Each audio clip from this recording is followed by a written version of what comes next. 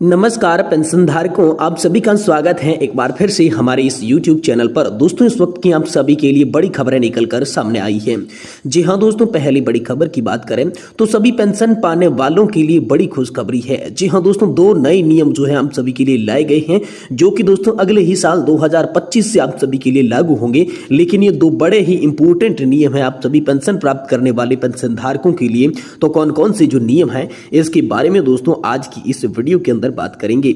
वहीं दोस्तों आप सभी के लिए बात करने वाले हैं ईपीएस 95 हायर और न्यूनतम पेंशन पर कर्मचारी भविष्य निधि संगठन का आया सीधा जवाब। जी हां दोस्तों, ईपीएस 95 हायर पेंशन और मिनिमम पेंशन को लेकर आप सभी के लिए ईपीएफओ का क्या जवाब आया है, इस जवाब के बारे में भी दोस्तों आज की इस वीडियो के अंदर बात करेंगे। और साथ ही साथ दोस्तों ईपीएस 95 पेंशन योजना को लेकर बड़ी खबर आ रही है। प्रधानमंत्री नरेंद्र मोदी श्रम मंत्री को एक पेंशन भोगी भेज रहे दिल दहलाने वाला पत्र, लोकसभा में उठेगा इसका मुद्दा। जी हां दोस्तों, ईपीएस 95 पेंशन का मुद्दा एक बार फिर से लोकसभा में उठाने के लिए हर कोई पेंशन भोगी जो है प्रधानमंत्री नरेंद्र मोदी और श्रम मंत्री को जो है यहाँ पर पत्र भेज रहा है। तो आखिरकार कैसे पत्र इनको लेकर सामने आई, वह भी बात करेंगी। वहीं दोस्तों पेंशन भोगियों की पेंशन को लेकर ताजा अपडेट निकल कर आया है। तो आखिरकार क्या अपडेट निकल कर आया, और वहीं बात करेंगे बॉम्बे हाईकोर्ट का ईपीएस अंशदान को लेकर इंपोर्टेंट फैसला निकलकर सामने आया है। तो आखिरकार बॉम्बे हाईकोर्ट ने ईपीएस अंशदान को लेकर क्या फैसला दिया, ईपीएस 95 पेंशन धारकों के लिए यह फैसला भी जानना बेहद जरूरी है। तो इसकी भी चर्चा दोस्तों आज की इस वीडियो के अंदर करेंगे। इसलिए आप सभी से निवेदन करते हैं कि दोस्तों आज की इस वीडियो को आप लास्ट तक देखिएगा, और साथ ही हमारे चैनल पर नए हैं तो चैनल को भी सब्सक्राइब जरूर कर लीजिएगा। तो चलिए दोस्तों बिना किसी देरी के आज की इस वीडियो के अंदर संपूर्ण खबरों को विस्तार से जान लेते हैं। जी हाँ दोस्तों, पहली बड़ी खबर की बात करें तो आप सभी के लिए सबसे पहले बात करते हैं ईपीएस 95 हायर और न्यूनतम पेंशन पर कर्मचारी भविष्य निधि संगठन का सीधा जवाब आखिरकार क्या निकल कर आया है कर्मचारी भविष्य निधि संगठन की ओर से। चलिए इसके बारे में विस्तार से चर्चा करती हैं। कर्मचारी पेंशन योजना 1995 के आंदोलन की लौ बढ़ती हुई जा रही है।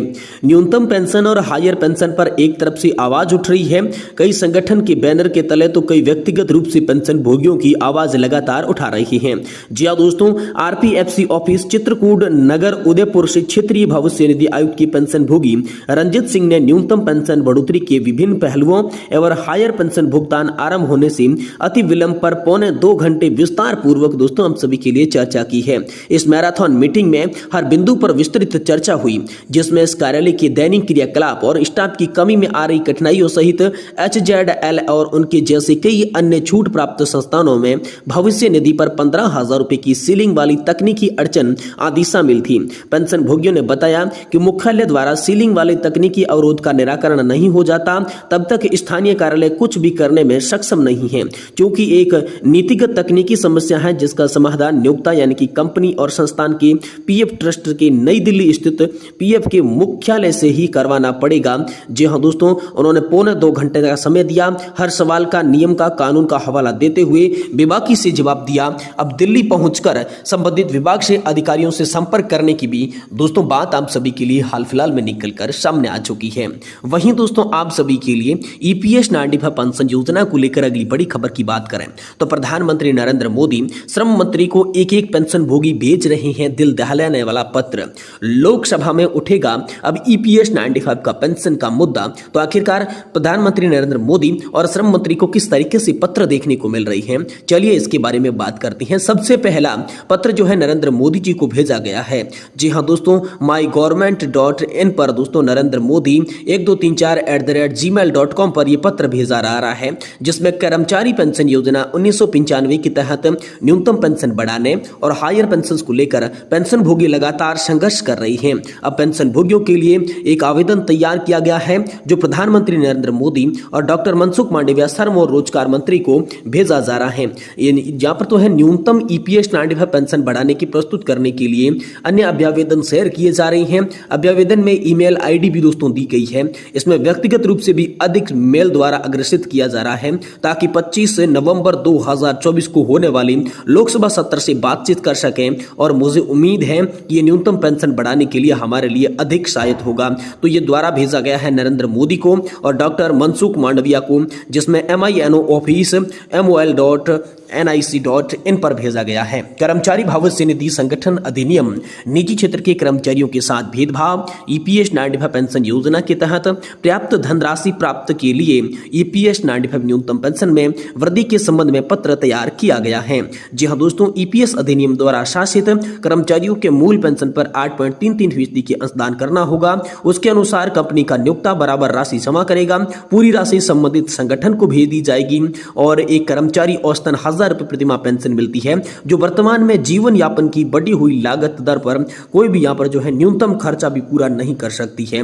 यह प्रस्तुत किया जाता है कि शिक्षकों सहित सरकारी कर्मचारियों की सेवानिवृत्ति के समय उनके वेतन के आधार पर 25,000 रुपये से लेकर 1 लाख रुपए प्रति माह की दर से पेंशन हाल फिलहाल में मिल रही है और वहीं बिजली बिल भुगतान का भी इस पेंशन से मुश्किल हो रहा है। EPS अधिनियम द्वारा शासित एक कर्मचारी के साथ भेदभाव किया जाता है। हालांकि कर्मचारी वर्तमान जीवन यापन की लागत के तहत अपनी बुनियादी जरूरतों के लिए भी न्यूनतम आजीविका को पूरा करने में सक्षम यहाँ पर नहीं नजर आ रही हैं। जो पेंशन वे दे रही हैं वह बिजली बिल का भुगतान करने के लिए भी मुश्किल से पर्याप्त हो रही है। यह भी कहा गया कि विधायक या सांसद चुने गए राजनेताओं को हर बार चुने जाने पर पेंशन मिलती है, यानी विधायक जो 4 बार चुने जाते हैं उन्हें पूरे जीवन में हर 4 बार जो है महीने में अलग अलग पेंशन मिलती है और वे संवैधानिक अधिकार के रूप में दावा भी इसको लेकर कर रही हैं। लेकिन एक कर्मचारी अपनी सेवा के दौरान 30 से 40 साल की अवधि तक काम करता है।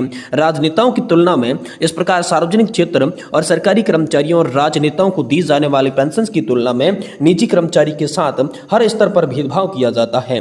वर्तमान समय में जीवन यापन की लागत में वृद्धि, चिकित्सा व्यय अब समान से बढ़ता और यहां तक कि एक साधारण बुखार के इलाज के लिए भी डॉक्टर के पास जाना भारी पड़ जाता है। तो ये तमाम तरीके की जो बातें थी इन दोनों पत्रों के माध्यम से जो कि श्रम मंत्री मनसुख मांडविया और प्रधानमंत्री नरेंद्र मोदी जी को यहाँ पर भेजे जा रही हैं, इनके माध्यम से दोस्तों पेंशन धारकों ने बता दी है। वहीं दोस्तों सभी पेंशन पाने वालों के लिए बड़ी खुशखबरी है। 2 नए नियम 2025 से आप सभी के लिए लागू होने जा रही हैं। पेंशन भोगियों के लिए नया साल 2025 खुशखबरी लेकर आ रहा है। केंद्र सरकार ने पेंशन से जुड़े 2 महत्वपूर्ण नियमों में बदलाव करने का फैसला किया है, जो कि 1 जनवरी 2025 से लागू होंगे। इन नए नियमों में देश भर के लाखों पेंशन भोगियों को बड़ी राहत मिलने की उम्मीद है। इन नए नियमों के तहत पेंशन भोगी अब देश के किसी भी बैंक से अपनी पेंशन निकाल सकते हैं। साथ ही पेंशन शुरू होने के समय बैंक शाखा में जाकर सत्यापन कराने की भी जरूरत नहीं होगी। इन बदलावों से पेंशन भोगियों को काफी सुविधा होगी और उन्हें अपनी पेंशन लेने में किसी भी तरह की परेशानी का सामना जो है वो नहीं करना पड़ेगा। नए पेंशन नियम 1 जनवरी 2025 से लागू होंगे। ये नई प्रणाली EPFO की चल रही सूचना प्रौद्योगिकी आधुनिकीकरण परियोजना का हिस्सा है, जिसे केंद्रीकृत IT युक्त प्रणाली भी कहा जाता है। जी दोस्तों, तो पेंशन नियमों में बदलाव क्या है? तो केंद्र सरकार ने कर्मचारी पेंशन योजना 1995 के लिए एक नई केंद्रीकृत पेंशन प्रणाली यानी कि CPPS को मंजूरी दी है।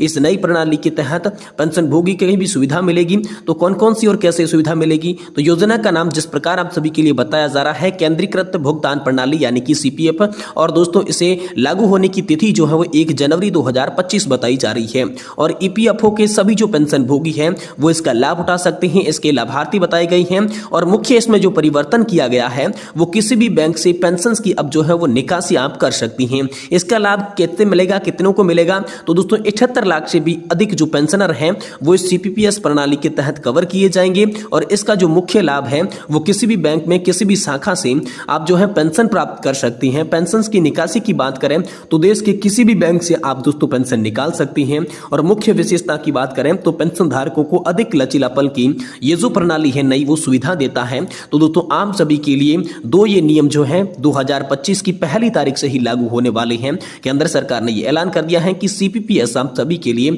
1 जनवरी 2025 से ही लागू होने वाली है। ये बड़ी खबर हाल फिलहाल में आप सभी पेंशन धारकों के लिए निकल कर सामने आ चुकी है।